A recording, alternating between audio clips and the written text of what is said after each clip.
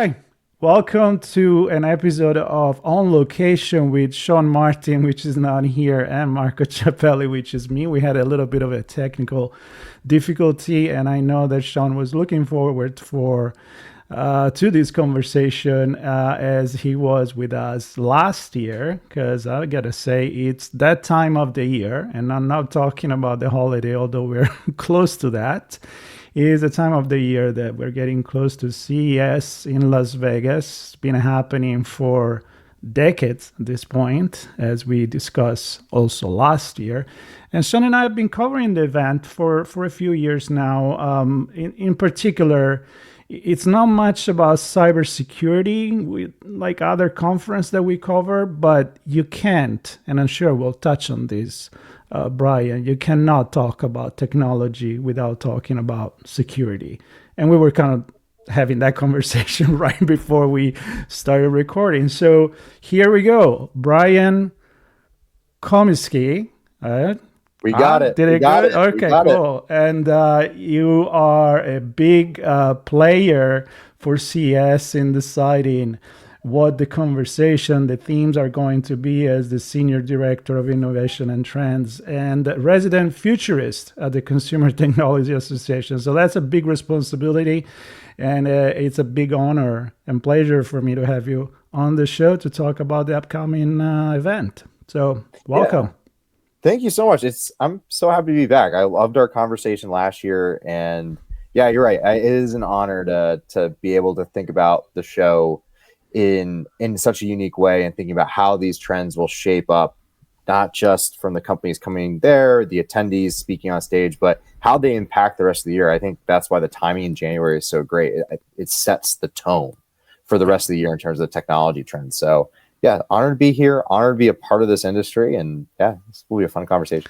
And you know what? It's getting more and more fun and more mind-blowing every year. I mean, every conference that I cover, either is just cybersecurity or something related to a more specific aspect of technology. It may be, smart cities, it may be health tech or whatever it is.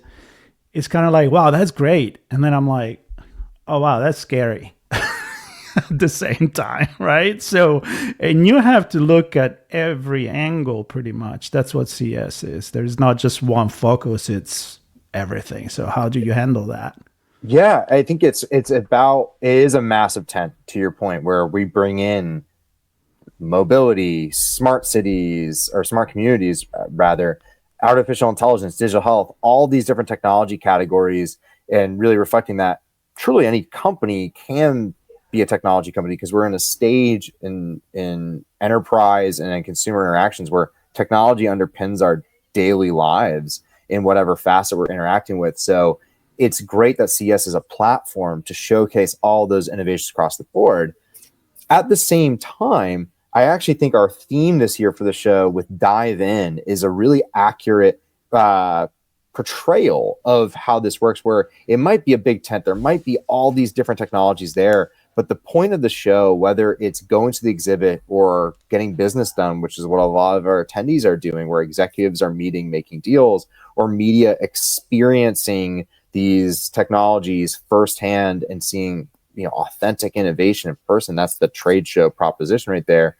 It's about diving in even further. So it's not like it's surface level, all these different technologies. It's, you can dive deep into, well, okay, AI is a lofty term in space, but there's AI for consumers, enterprises, for different applications, whether that's digital health or consumer electronics.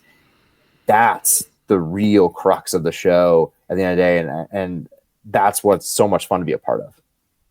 Yeah, and I think you pinpoint something that I always think about when I talk about CES, because it is in the name. It's consumer. A lot of the events that I cover about cybersecurity and technology is B2B. So it's something where you talk about company talking to other, and sometimes I feel like they tend to forget the human aspect and the society aspect, and now we interact with technology. I know there is a reminder nowadays way more than before. It's not just it's technology. No, now it's ethics, it's philosophy, it's humanity, it's society, and all of that.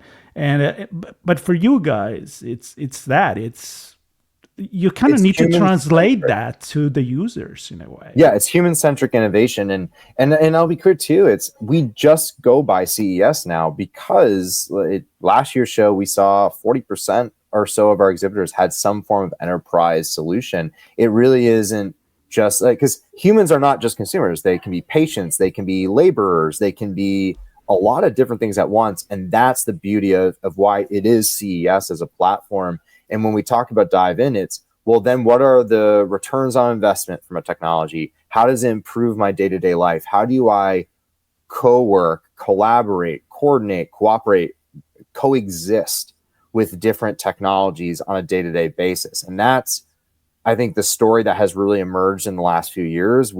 There's that old phrase of digital transformation. I say old for a reason. We've transformed. You and I are recording digitally. We have a physical life where we're sitting, I'm in my apartment, you're in your home, but we're virtually right now interacting and able to communicate on video and audio. And that's just a small segment of what people do now on a day-to-day basis, whether it's, hybrid work, hybrid school, omni-channel commerce, where they're shopping in stores and online. We live very physical and digital existences simultaneously, and that doesn't happen as seamlessly as it does unless you have technologies underpinning that. And that's AI plays a major part of that, but so does cloud computing, so does cybersecurity, of course, and then all the applications that come out of it, like digital health, mobility, even energy applications as well. Yeah, and I love that you mentioned the digital transformation, because as soon as you said dive in, I feel like that's the moment where you say, look, there's no going back. There's no like, and I thought about digital transformation when we, like 3-4 years ago, we were talking about, are we gonna do this? Are we gonna get wet in the water? Now you're saying, oh, dive in, because there's no going back, right? It's digital coexistence is probably the better term for it. It's you live in that field. Like, and digital transformation was a great process. I'd argue it started probably in 2008 with not just the smartphone, but also cloud started taking off. And now, I mean, everyone uses the cloud to a degree. From an enterprise, most times they're using multiple cloud solutions. So when you look at the show, you'll certainly see, like, we have, Microsoft's, Amazon's, and Alphabet's, the hyperscalers will dare talk about data, but then it's about the companies that are, what's the next layer? How do you, CES, how does an AI company talk about agents for AI? It's not about apps anymore. It's about the agentic economy. There's a company, Chatbase, that focuses very much on that type of work. And those are the compelling exhibitors, but also stories showcasing to, whether you're attending in person or you're reading about it at home on the show, this is a shift that's already happening. And CES is really, I think, the benchmark every year of saying where we're at in a process of whatever the next era of innovation be it, whether it's coexistence or formally transformation. Yeah, and you can say coexistence, of course, and we understand that, but it's also integration of one with the other, right? I mean, we were joking about the beginning, technology and cybersecurity. You can't talk about one without the other. If you do, especially if you talk about technology without cybersecurity, you're really missing the point. You're not going to get the grade A type of device if it comes to health, if it comes to communications or anything. And infrastructure, government. You guys have space. You have so much. And I feel like now it's you have to divide it in certain area because you have, but you can't think about one without the other. So tell me about how you approach CES, this angle. Yeah, certainly. And you're right. It's convergence in a lot of ways. It's how do technologies converge and meet and to explore. And I think a really good example of this story in action is in previous show years, if people have gone, you usually would find digital health exhibitors at our Las Vegas Convention Center campus over in North Hall. They'd be there showcasing great innovation. This year, they're actually going to be on our Venetian campus because CES has around 2.5 million net square feet. It's a massive space. The reason we do in Vegas is because they have the physical infrastructure to support all the exhibit space and then the hotels for all the attendees. Digital health is moving to the Venetian campus alongside smart home, food tech, accessibility, lifestyle tech, smart home, all of it really reflecting that if you think about all those technologies in particular, a lot of them are taking on, and intentionally by the part of them getting better is that they are getting more intelligent. They are understanding the data that the user is providing, and then it's about how does that data converge across these different ecosystems. So good example is a lot of people wear wearables, and where they get, originally it was just steps and it was maybe calories by what food I'm logging. Mm-hmm. Now it's my wearable can also connect to my smart home device, whether it's like a temperature management solution for my smart thermostat or maybe a smart mirror. There's a company, Barracuda, their smart mirrors can help detect for like your mood. And there's a mental wellness component. That's a reflection of these technologies are all converging together to get smarter at communicating your data so that you really start to get that personalized imprint of, well, how do I live healthier, better, and longer? It's a longevity story. And so when you talk about how you build technologies or where they exhibit next to each other, there's a thematic sort of presence. So when I look at the Venetian campus, in my mind, it goes, oh, it's the story of longevity or tomorrow's living. Mm. And it's not just about digital health devices. It's also about how they interact with your home and how they interact with even your fitness and wearables. And so there's a remarkable convergence that you see physically occurring on the show floor, but it's reflective of what's going on in that technology, because you can add all the AI you want to these devices, but data is the language through which AI communicates it. Chips are brains, and the data behind it is the language it uses. The data has to get organized and structured in such a way that it moves seamlessly through these ecosystem environments. And that's the part where a lot of the device manufacturers, a lot of the solutions makers, they're thinking through that. And then there's even companies that Tuya is going to be on the show floor. They're building an AI platform that just coordinates all your smart home devices. Especially because you think so many are made by either Google, Amazon, Samsung. How do I coordinate all of those? You either standardize it, manufacturers, and CTA has done a lot of great work here to help create some of the standards around building a device. But another approach is, well, maybe I innovate and create a software layer that communicates all of these devices together. So that's the other beauty of CES as a platform, is you see all the different pathways to innovate and improve lives.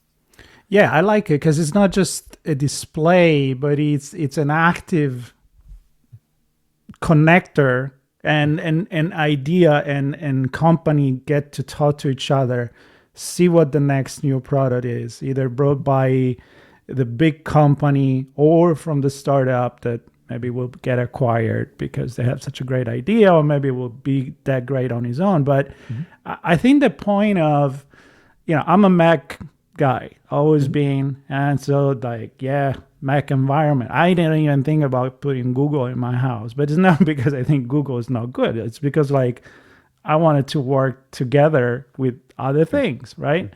So that idea of, do we need to be exclusive and just mono brand in a way, or can we get the best out of everything that really works for us? So that's a great point. Those are all the types of discussions that certainly occur on the floor. And like I mentioned at the top, CES is where business gets done. The average exec at the show has about 29 meetings in the course of the 4 days of the show. And then to your point about the partnerships that brought up to my mind, there's one that I think about a lot is L'Oreal, who was at CES 2024 as a keynote and in the beauty tech space. Large brand, right? This is a massive conglomerate in that space. There's a 3D printing company that we have the show this year on the floor. They're both going to be at the show. One of L'Oreal, I think, in a meeting room, and Prinker is a 3D printing company out of Korea. They focus on, originally it was more temporary tattoos printing, which I find really cool. As someone who enjoys tattoo art. But they partnered with L'Oreal on their new custom brow designs, because Prinker has this 3D printing expertise. L'Oreal has a pretty good XR, augmented reality, virtualization technology. And these are two companies from different countries, different sizes, finding a partnership to say we can make a pretty good technology or a product here. And I think that's encapsulates in my mind when I think about, well, what do I look forward to at CES? As attendee, it's what's that story after that comes out of people meeting. And that's a tale as old as time. I'm a gamer. In the 1990s, the Diablo franchise doesn't happen for Blizzard unless they meet at our old CES Chicago show. Mm-hmm. Like that's one of my favorite parts of the show. Yeah, for sure. And so your job is, I remember last year we were talking about how, you have to literally, I mean, it's in your title, futurist, which is a really cool title and a big responsibility because, it's easy to fuck it up. It's like, I think it's going to go there. But I remember you were telling me that, of course, there is a large team that work with you, a lot of research, a lot of inputs, and then together a lot of experience that you have from the prior year. But technology moves so fast now, right? I mean, 3 years ago, you could tell me about generative AI. I just saw the update last night that I can use the camera now in beta version of ChatGPT, and it blew my mind. It's like, this is Star Trek, but even more. So this fast pace of advancement, and every day there is a news. I mean, doesn't it make your jobs so much harder or more exciting? I mean, how you feel about that, you and the team? It makes it fun and exciting. I guess for me, it's the personal side is like I don't like doing the same over and over again. I think that's what draws a lot of people to the space. I think people forget how creative technology is at times, and then I'm very lucky to work in our research department at CTA, and then also even outside of our departments, just our staff is brilliant here. And I always say I work with some of the smartest people I've ever worked with in my life, and part of it is just always keeping track of, like, for us, like when we look at the research approaches, we do primary research, so we're getting sentiment, we're getting understandings of how consumers perceive technology. We do a lot of secondary desk research, though, around companies and in terms of what they're doing for the latest innovations. I oversee a partnership we do with NASDAQ on thematic stock indexes. Those are long-term investments when the indexes get licensed out for funds. So you have to think in the long term about technology and future-proof something that you're building. And I think that's some of our best, because you're doing market share research, you're doing patent research. And at the end of the day, innovation follows just two paths that, like, if you want to boil it down to something very simple, is innovation is either evolutionary or revolutionary. Revolutionary, that's the hard one to predict. That's those leaps overnight that happen that make something, a new field, feel like it's real for the first time. A great example is you have, I think at the end of 2022, you get nuclear fusion ignition is repeated for the first time by the Department of Energy. Since then, there has been a 300% workforce increase in nuclear fusion private sector. Right. And now you have Amazon, OpenAI, and Google and others talking about investing in nuclear for a lot of their AI and the power demands that are there. And traditional fission works, but fusion now seems like a reality. That's revolutionary. Yeah. The part that we track really closely is the other one, evolutionary. That means iterative. And so it's trying to understand how a product or a device will change over time and really grow and build out. What's the next feature? And a good example at CES is actually in television. When we look at a TV, we usually will say it's a great entertainment device. It still is, always will be. At the last show in CES 2024, it was about, we're adding AI chips on board. That's on-device AI. What you have to think about in my role and in others on my team is, when you put AI, what does that do with these latest generations for the TV? What does the TV become as a result? So what's the next step? Sure, it's better visuals and better audio.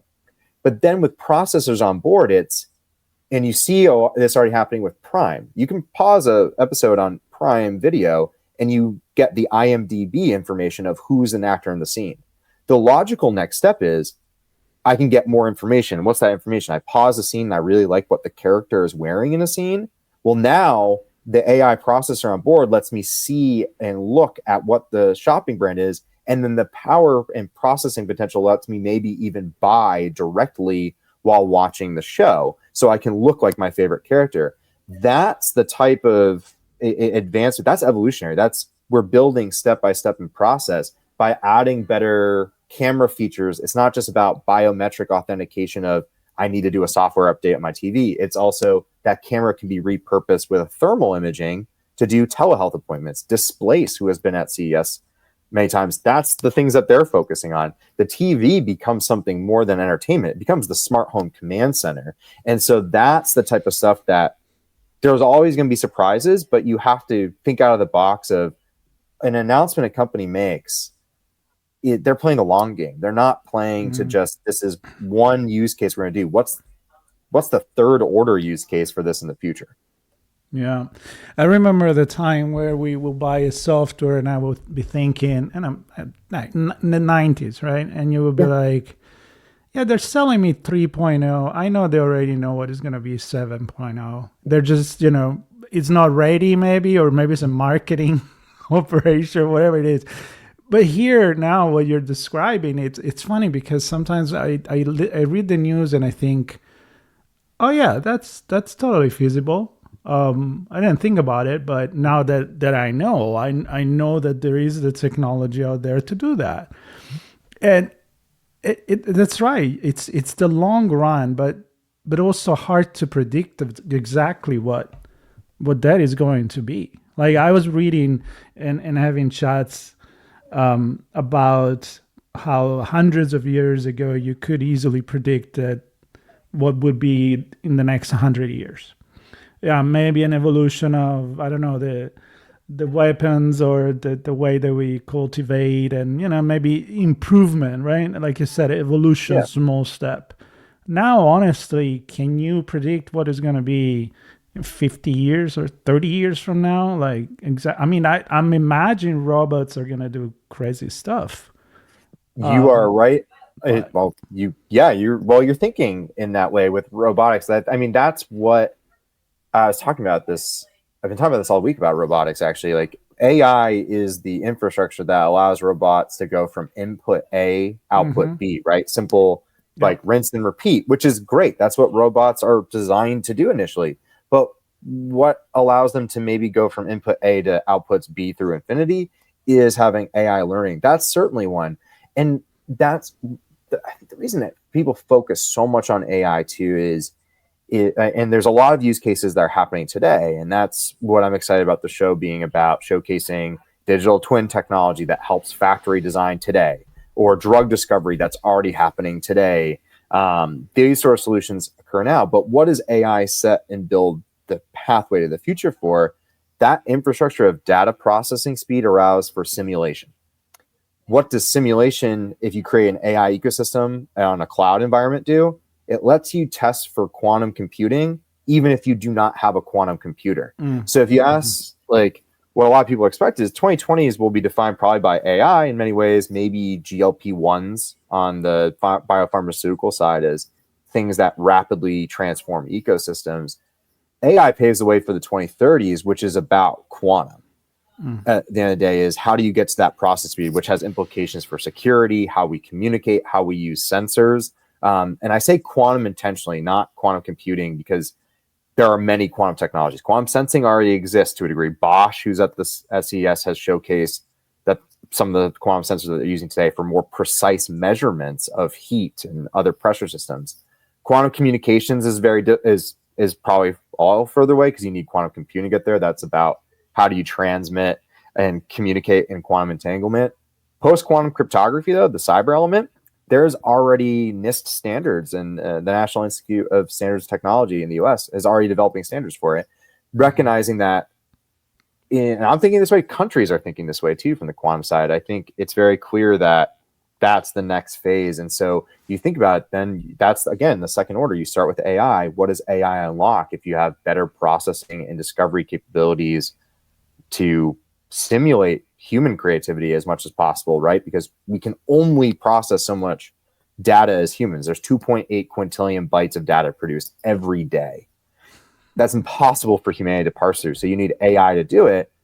By getting to that synergy, and you use the buzzword, but synergy there between human and AI, that's how you get to quantum, which then only accelerates it even further. And what's beyond quantum, that's where you get into, I think, where I always looked up the sci-fi writers when I was growing up, because a lot of them ended up thinking like Star Trek. There's a reason people still talk about it. It's they were thinking through what the future looks like. And so I'm trying to think what's beyond quantum. And I think that's nuclear and zero latency being bigger areas. So yeah, that's the fun stuff.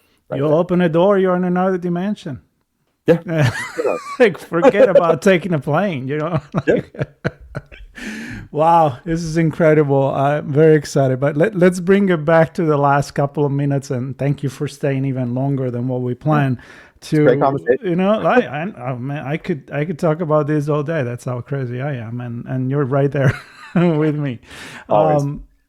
The couple of points about what 2025 CES. So I know keynotes wise, you're gonna get NVIDIA CEO. You have a lot of keynotes from many companies of biggest Delta, company. Volvo Group, Panasonic, Sirius XM. Really, really excited to see that whole range, right? It's NASA and space and all of that. Yeah. And how about any new technology from a startup or two that kind of make you think like, well, that could be the next trend? Well, I think that's the beauty of, and you're someone who has been to CES, and for those who haven't, we have a whole startup pavilion. It's called Eureka Park. It's in the Venetian campus, and it's hundreds of companies that are there showcasing innovation from pretty much any technology trend that you can expect. A lot of it too is countries bringing pavilions of companies that come from their designation. And so I think you'll see a wide range in some of the areas that I'll give a few examples of some of them that I think are really fascinating to me, mostly because it represents how wide ranging the startup world is. And it's will bring us kind of a story circle that we were talking about. The show has all these technologies there. We will, I know, see there's companies that are developing. You have an energy tile. It looks like home tiling for your wall. It's actually a vanadium ion battery. It's a company called Standard Energy, and it's a novel way for energy storage to really make your home be able to take on a lot more of that sort of off-grid technology style. If you want to talk about a different trend, it's not just about improving grids for power and making sure that we can power AI and data centers responsibly and effectively, but how can you make your home more resilient? Well, off-grid technologies like that start to help. That's one.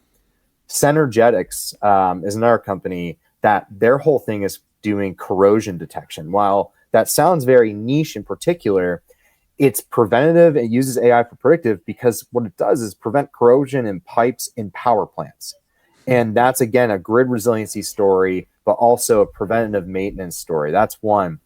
Another good one, too, is you start to see companies like Glidance. I think one of the most important parts of CES is the design. That design should be made for everyone. Innovation should happen for all. And I only learned this the other day.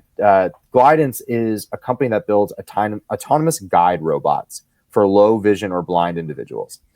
I did not know this until a few days ago. Not everyone qualifies for a guide dog. And so what happens for folks who are trying to get around that might not qualify for one? This is a company that is taking autonomous vehicle technology, miniaturizing it to a robot that is called Guide, that can bring and serve in that role. That's building for more people. And it just showcases that innovation from vehicle tech, which you'll see so much of at CES, can be actually distilled to the individual level for low vision or blind individuals. And I think that's, if you ask me, that's why I do what I do. That's what gets me up in the morning, is these are the type of innovations. How does it help people? And that's exactly the example when you said that in my mind went like, damn it, I never thought about that. But it's now that you said it, it's so clear that You can take that technology, put it together for a specific goal, and all of a sudden you may resolve an incredible problem and help so many people in their disability and mobility and living their life. So I just want to end with this, that CES is not just a place where you can kind of see the future, but it's also where you have many brain thinking together and say, if I take that, and that, I go to the next level that maybe I didn't think about this morning when I woke up. But you can do it. And synergy is the word. It is. It brings people together, and it brings ideas and innovation together. The convergence. So that's why it's dive in. You'll learn more than you'll learn so much more than you even expect to, and that's why I love the show. I love learning new things, and I don't think there's a better place than in person at CES. And with that, we're going to close this conversation, leave it open to many more, even in between. I mean, you're always welcome to stop by in my show, Redefining Society and Technology, if it's not about the event. I mean, I just love talking to you and kind of think about what is possible. And I keep thinking CES, it's exactly that as well. So 7th to the 10th of January, Las Vegas. No other place probably could host that, I guess, not now.